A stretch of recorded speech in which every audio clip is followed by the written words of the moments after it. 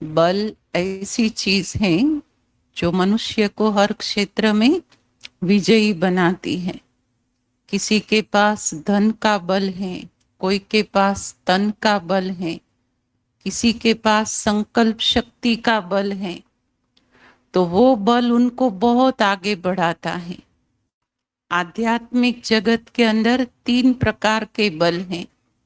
अगर तीनों ही बल बहुत अच्छी रीति से स्वयं के अंदर समाये हैं, उनका विकास करने का पुरुषार्थ किया है, तो इस आध्यात्मिक जीवन में भी आत्मा बहुत आगे बढ़ सकती है।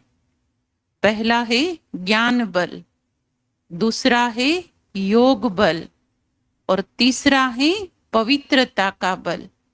ये तीनों ही बल हमें जीवन में उन्नति करने में, परिस्थितियों पर विजयी बनने में बहुत मदद करती है।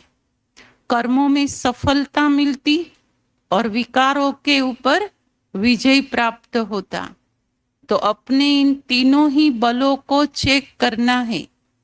जैसे कोई व्यापारी होता है ना, बिजनेस करता है तो बीच बीच में चेक करता है कि जमा का खाता बढ़ा या नहीं, प्रॉफिट हुआ या नहीं। तो इस आध्यात्मिक जीवन के अंदर यह चेकिंग बहुत जरूरी है कि कहाँ तक मेरा ज्ञान बल बढ़ा है। ज्ञान बल बढ़ा है उसकी निशानी कर्म है। मेरे कर्म कितने श्रेष्ठ हैं, मेरा व्यवहार दूसरों के साथ कितना अच्छा बना है, ये है ज्ञान बल की परख। योग बल बड़ा है, उसकी परख है मेरी एकाग्रता। बाबा की याद का सुख आत्मा जितना ज्यादा लेती, उतना समझो कि योग का बल बड़ा है। जैसे कोई बलवान चीज होती है ना, मजबूत, तो हिलती नहीं है। तो अगर योग में भी हम मजबूत हैं, ज्ञानी तो बन गए लेकिन योगी बन गए हैं, उसका प्रमाण योग के समय हिले नहीं, स्थिर एकाग्र बुद्धि रहे, ये है योग बल। और तीसरा है पवित्रता का बल। जितना पवित्रता का बल ज्यादा, उतनी आत्मा प्रभाव मुक्त भी ज्यादा।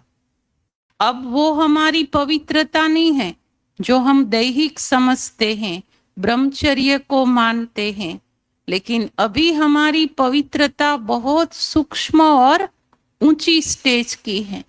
किसी भी आत्मा का, किसी भी वस्तु का, किसी भी साधन का मेरी बुद्धि के ऊपर प्रभाव न हो, ये है अंदर की रियल प्यूरिटी। और जब ऐसी पवित्रता की धारणा होती है, तब आत्मा इस आध्यात्मिक जीवन का सच्चा सच्चा सुख ले सकती है। आज बाबा ने इन तीनों बातों पर मुरली चलाई है, ज्ञान बल, योग बल और पवित्रता का बल।